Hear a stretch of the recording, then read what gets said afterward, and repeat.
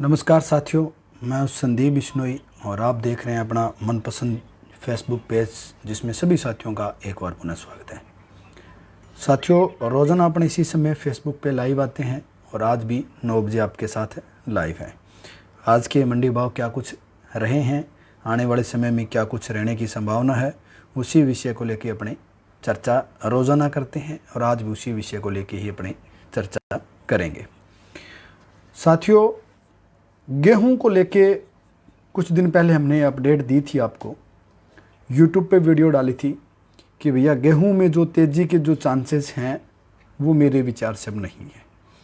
और अगर गेहूं के आटे पे निर्यात पे भी अगर पाबंदी लग जाती है, देखो गेहूं पे तो पहले लग चुकी थी, एक लिमिट के दायरे में थी, और अगर आटे के निर्यात पे भी पाबंदी लग जाती है तो फिर गेहूं के चांसेस बढ़ने के बिल्कुल भी नहीं है। और हुआ भी यही है, सारे साथियों को पता है। फेसबुक पेज पे हमने पोस्ट भी डाली है और उस पोस्ट के माध्यम से बताया भी है कि भैया अब वर्तमान समय में जो गेहूं के एक्सपोर्ट होने के बाद जो व्यापारी गेहूं का आटा पीस के बाहर एक्सपोर्ट कर रहे थे, उन पे पाबंदी लगाने का जो प्रक्रिया है वो चालू हो चुकी है। न्यूज़पेपर में भी आई है, उसी की कटिंग मैंने आपके साथ फेसबुक पेज पे शेयर की है। अब क्या है कि जो न्यूज़पेपर में आई है वो आपने अगर पढ़ ली है तो अच्छी बात है, अगर नहीं पढ़ी है तो मैं आपको पढ़ के बता देता हूँ। जिसमें बहुत बड़ी मात्रा में, मतलब क्या है, इस बार आटे का जो है एक्सपोर्ट हुआ है। अब देखो, उन्होंने भी तो गेहूं लेके आटा ही पिसाना है। गेहूं पे पाबंदी लग गई तो फिर क्या है कि यहाँ वाले व्यापारियों ने आटा बना के गेहूं को बेच दिया। अब गेहूं तो बेच नहीं सकते, कैंट सेंटर सरकार की जो योजना थी उसके तहत यही माल था कि भैया आप नहीं बेच सकते। व्यापारियों ने कहा भाई चलो ठीक है।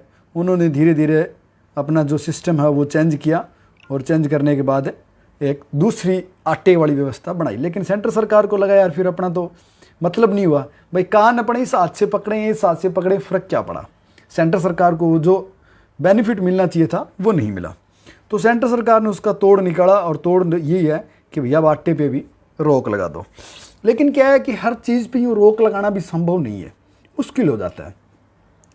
तो ये जो मेरे पास न्यूज़पेपर की ये जो कटिंग है, मैंने ये फेसबुक पेज पे डाली है, आप भाई देख सकते हो, मेरे फेसबुक पेज पे डली है। इसमें क्या कुछ लिखा है मैं आपको पढ़ के बता दूं। इसमें लिखा है गेहूं निर्यात पर पाबंदी के बाद अब आटा निर्यात पर नियंत्रण।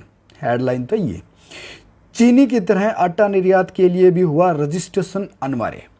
यानी कि अब आटा वही व्यक्ति बेच सकता है जो रजिस्ट्रेशन करवाएगा। रजिस्ट्रेशन की क्या शर्तें हैं इस न्यूज़पेपर में नहीं है, उसके लिए एक अलग से सर्च करना पड़ेगा जिन भाइयों को आटा बाहर बेचना है।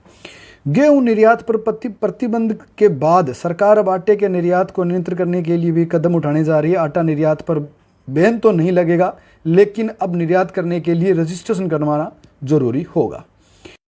यानी कि आटा रुक नहीं सकता, लेकिन रजिस्ट्रेशन करना जरूरी होगा। और आजादी ने वीडियो शेयर किया, धन्यवाद सर आपका।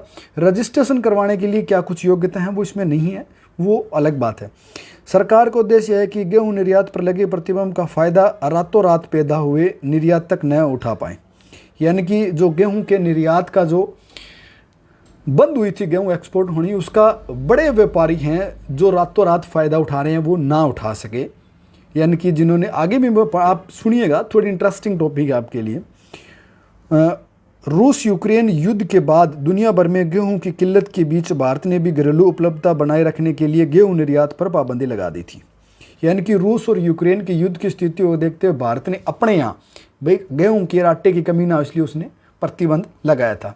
हालांकि पूर्णतः प्रतिबंध नहीं था, सारे साथियों को पता है जिस समय प्रतिबंध लगा उस समय यही थी कि जिसके पास क्या कहते हैं उसको, रजिस्ट्रेशन करवा रखा है जिसने, वो गेहूं निर्यात कर सकता है, बाकी ये नहीं कर सकते। मतलब जो गेहूं का रजिस्ट्रेशन करवा रखा उन्हें निर्यात करने की छूट थी, और वो बड़े उद्योगपति थे जिनकी सेंट्रल सरकार के साथ तालमेल अच्छी बनती है। उसके बाद क्या है कि बनाए रखने के लिए निर्यात पर पाबंदी लगा दी, लेकिन आटा निर्यात को प्रतिबंध नहीं किया गया था और इससे मिलर्स की चांदी हो गई और निर्यातकों ने गेहूं निर्यात पर प्रतिबंध का उपाय आटा निर्यात के रूप में निकाला। मिलिंग इंडस्ट्रीज के सूत्रों के मुताबिक गेहूं निर्यात पर प्रतिबंध के बाद आटा निर्यात में कई गुना बढ़ोतरी हुई। कई गुना मतलब सैकड़ों गुना में बढ़ोतरी हुई और खूब मोटा पैसा कमाया मिल वालों ने, मतलब चांदी बन गई। ये न्यूज़पेपर वाले लिखी है, मैं तो कहूँ भैया उन्होंने सोना ही कमा लिया। सुनो आगे देखो। आमतौर पर अप्रैल जून तिमाही में भारत से प्रति माह यानी कि एक महीने में 6 से 7 हज़ार टन आटे का निर्यात होता है। हर वर्ष लगभग इतना होता है। और इस महीने का आंकड़ा सुनो आप। लेकिन बैन के बाद यह आंकड़ा 1 लाख टन तक पहुंच गया, यानी कि 6 से 7 हज़ार टन, सिर्फ 6 से 7 हज़ार टन आटा एक्सपोर्ट होता था हर बार। और इस बार क्या हुआ, इस महीने 1 लाख टन आटा एक्सपोर्ट हुआ है। हालांकि कुछ मिल्स का कहना है कि आटा निर्यात पर प्रतिबंध लगाना उचित नहीं है। भाई मिल वाले तो यही कहेंगे ना, उचित नहीं है। लेकिन अब आप ये सोचो, 6-7 हज़ार टन आटा जो एक्सपोर्ट होता था हर बार, वो गेहूं के निर्यात पे पाबंदी लगने के बाद मिल वालों ने दिन रात अपनी मशीनें चलाई, आटा पीसा और 1 लाख टन आटा एक्सपोर्ट कर दिया। तो अब सरकार को यूँ लगा यार मामला तो गड़बड़ हो गया। भाई हमने गेहूं के निर्यात पे पाबंदी लगाई, उसका हमें बेनिफिट नहीं मिला ना, मेन बात ये।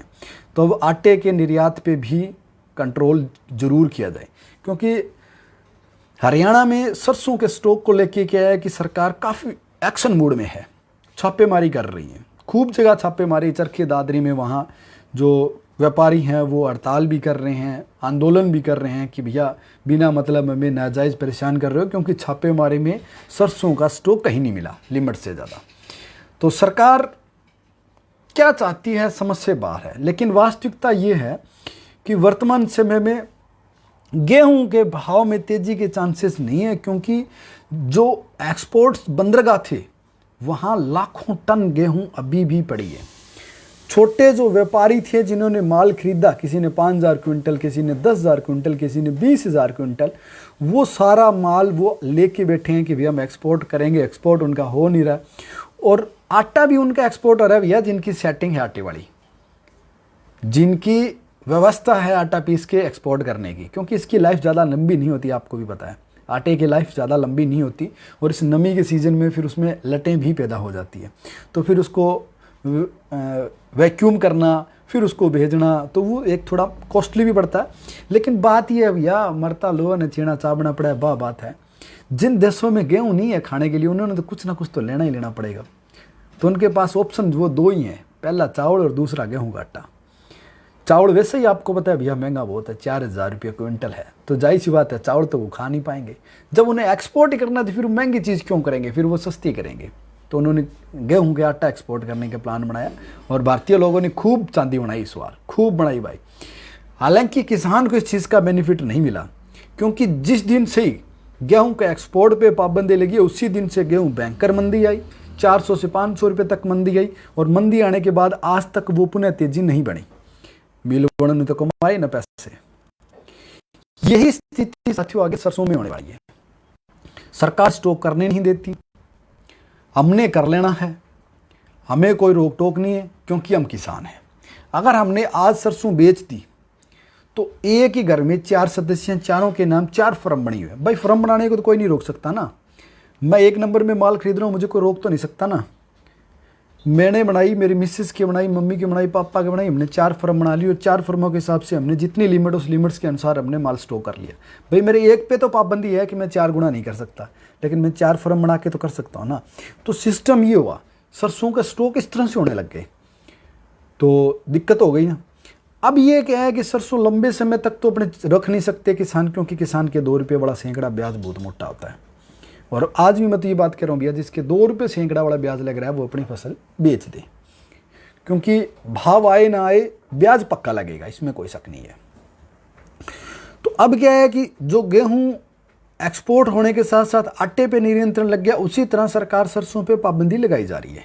तो सरसों पे छोटे मिलर्स हैं, उन्हें साल भर अपनी दुकानदारी चलाने के लिए उनके पास गेहूं होना जरूरी है। भाई साल भर ऐसे मिल कैसे चलाएंगे, क्योंकि आज से 4 महीने पहले, 3 महीने पहले जिस समय हमारी सरसों बाजार में, नई सरसों बाजार में नहीं आई थी ना, उस समय बहुत बड़ी समस्या थी।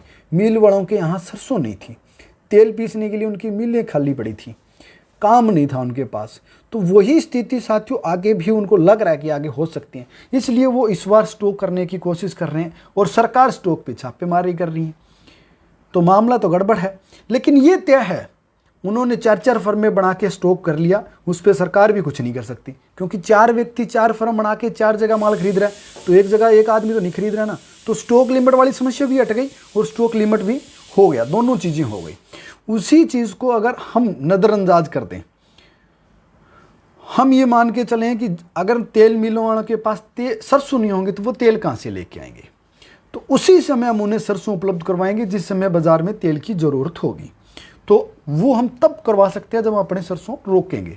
अगर हम रोकेंगे तो भी हमें भाव मिलेंगे। आज की अगर मैं बात करूं तो बहुत सी मंडियों में आज सरसों डाउन भी रही हैं और बहुत सी मंडियों में आज तेजी भी रही हैं। रीज़न क्या है? कोई रीज़न नहीं भाई, कोई रीज़न नहीं है इतना मंदी और डाउन होने का। यार 100 रुपये मंदी, 100 रुपये तेजी, मेरी वाली मंडी में 100 रुपये मंदी, आप वाली मंडी में 200 रुपये तेजी, ये मतलब मज़े वाली बात नहीं हुई। आवाज़ आपके चेहरे के साथ नहीं दे रही है भाई, क्या प्रॉब्लम भाई? समझ से बाहर है, सही बताऊँ। मेरी आर्थिक स्थिति कमज़ोर है, फ़ोन मेरा ऐसा है और समझ से बाहर है, मेरी समझ से बाहर है भाई। मैंने माइक लगा रखा है, बढ़िया बोया का माइक है, यूट्यूब चैनल चलाता हूँ, बढ़िया एक्यूरेट आवाज़ आती है, इसमें कोई शक नहीं। कभी कभार धोखा हो जाता है, वो अलग बात है। बाकी नेटवर्क प्रॉब्लम भी नहीं है बड़े भाई। पीछे आप देखो मेरे यहाँ इस साइड आपको शायद बत्ती जलती हुई दिख रही होगी, 2 हरे रंग की बत्ती जो जल रही ना, साला वाईफाई लगवा लिया खुद का ताकि नेटवर्क प्रॉब्लम ना हो, और 200 MB पर सेकंड प्लान लिया। राजपाल जी ने वीडियो शेयर किया, धन्यवाद।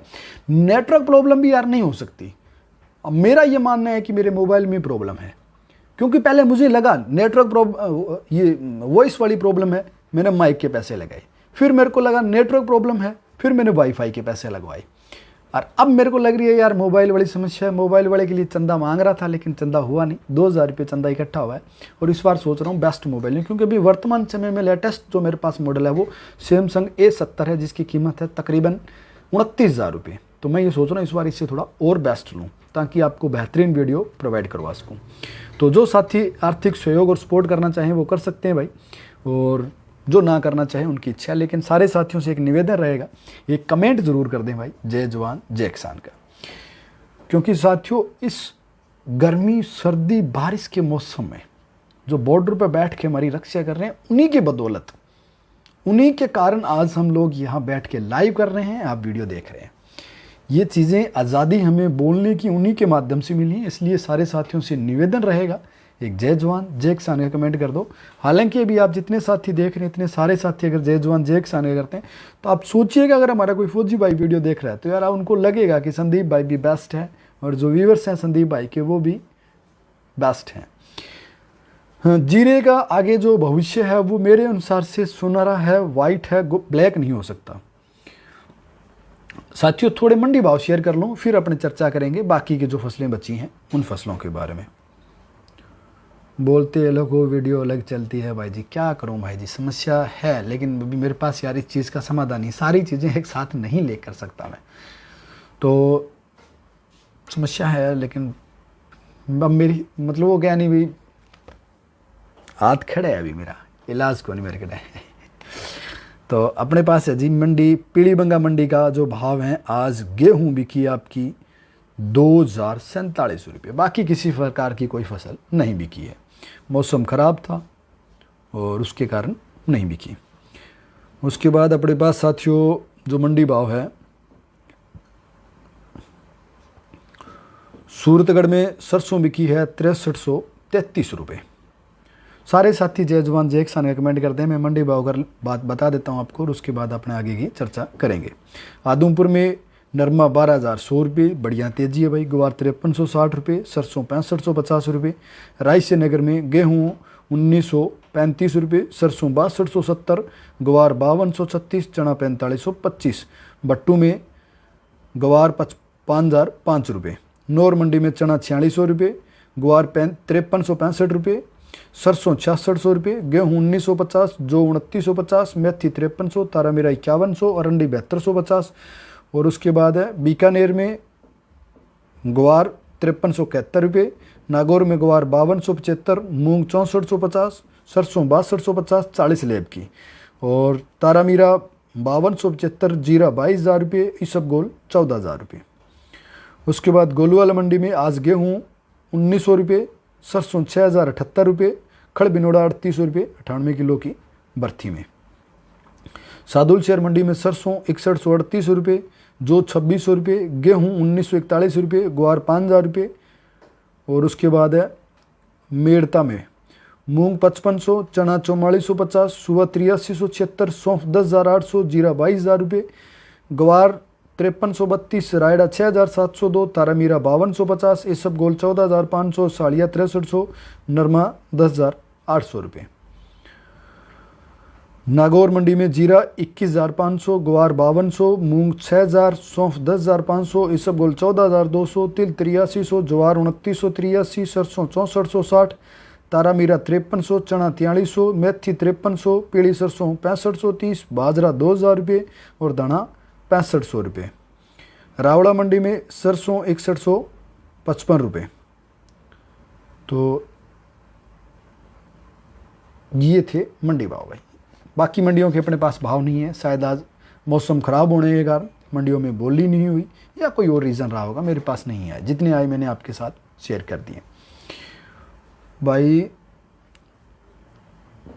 रोटी उस नहीं लेट्स क्या भाई, समझा नहीं आपकी बात बागेरा जी। देखो सारे साथियों से निवेदन है भाई, मेरी इंग्लिश बहुत ही कमज़ोर है क्योंकि मैं किसान हूँ, तो इंग्लिश में मेरा हाथ थोड़ा टाइट है।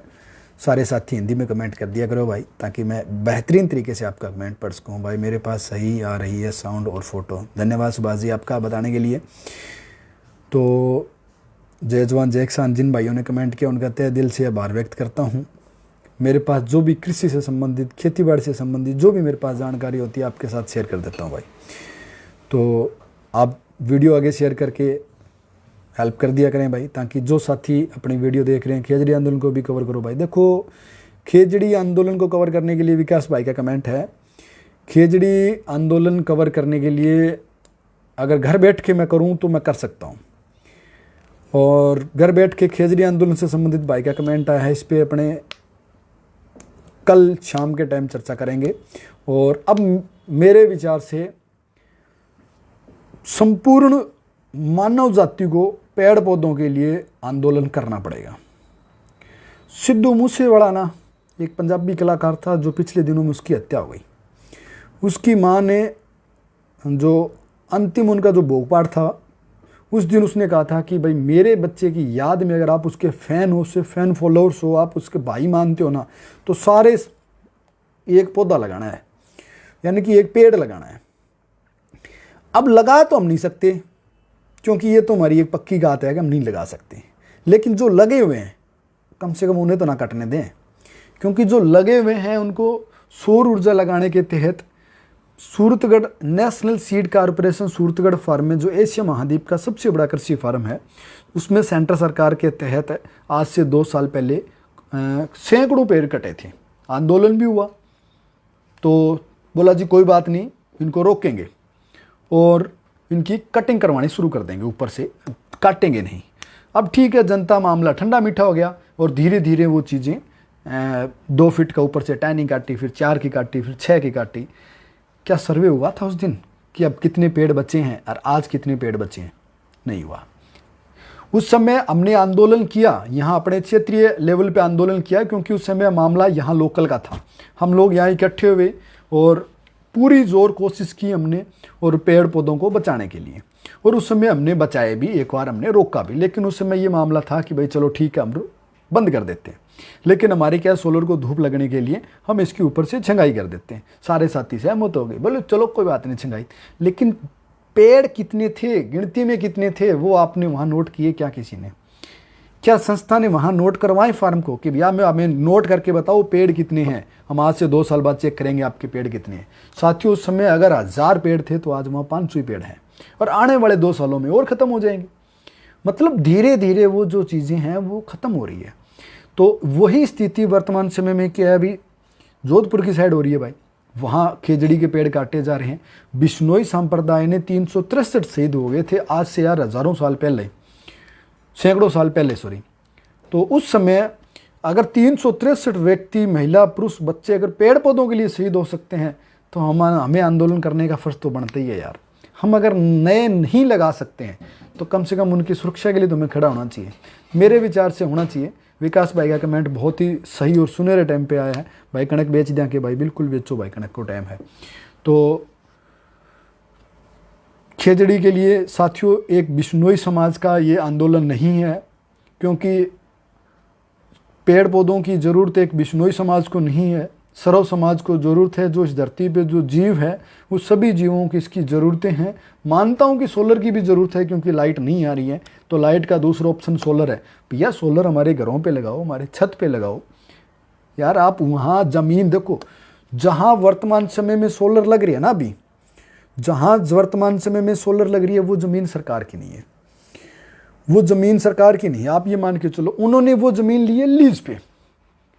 तो यार हमारे छत ले लो ना, अब आप हमारा मकान ले लो लीज पे, हमारा छत लो ना, मकान पे लीज पे लो, आप हमारी छत पे लगाओ, कौन मना कर रहा है आपको।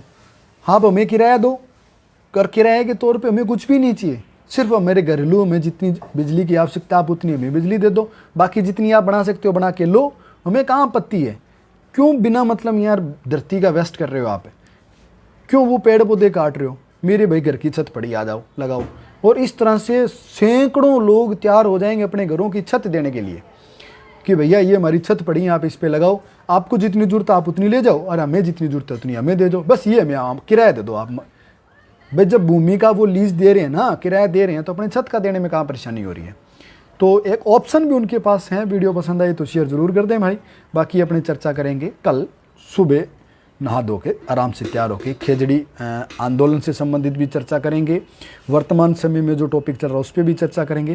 तो ये वीडियो काफ़ी लंबी हो गई, इसलिए इस वीडियो को इजाज़त चाहूँगा आपसे और वीडियो को एंड करता हूँ। सारे साथियों का दिल से आभार व्यक्त करता हूँ, जिन साथियों ने वीडियो शेयर की है, कमेंट किया है, लाइक किया है, दिल की गहराइयों से आपका पुनः आभार व्यक्त करता हूँ साथियों। और वीडियो में किसी भी प्रकार की गलती सलती हो जाए करे तो भाई इशारा माफ़ कर दिया करो भाई। धीरे धीरे रहना, धीरे धीरे सब कुछ होए, माड़ी सिंचे ऋतु आय फल होए। बिल्कुल भाई हो रहा है, लेकिन धीरे धीरे कहाँ हो रहा है, पेड़ कट रहे हैं, नुकसान हो रहा है। आने वाले समय में साथियों इस कदर टेम्परेचर गिर रहा है हमारा, इस कदर राजस्थान में वेव हीट आ रही है कि गेहूँ की फसल हमारी चौपट हो गई और अगले साल वेव हीट से ज़्यादा आएगी। तो सोचो अगले साल हमारी फसलें कैसी होंगी। पेड़ पौधे हमारे जीवन के एक मुख्य अंग है, मुख्य हिस्सा है, जो हमारे लिए बहुत ज़रूरी है। और इनके बचाने के लिए साथियों जो साथी जोधपुर के आसपास के हैं वो उस आंदोलन में ज़रूर शामिल हों। हालांकि वहाँ बिश्नोई समाज द्वारा एक कथा का आयोजन करना शुरू कर दिया है कि जो बूढ़े बुजुर्ग हैं वो पूरे दिन कथा सुने, कथा का वाचन करें, जिसमें बिश्नोई समाज से संबंधित आपको जानकारी दी जाएगी, पेड़ पौधों से संबंधित, जीव रक्षा से संबंधित आपको जानकारियाँ दी जाएंगी साथियों। तो मेरे विचार से जो जोधपुर साइड के जो भी साथी मेरी वीडियो देख रहे हैं वो वहाँ ज़रूर जाएं और गाड़ी के लिए संपर्क करें भाई। बोलेरो गाड़ी है भाई के पास, रिस्क की जाट करें, जाट रिस्क की है, थोड़ा निगाह रखियो।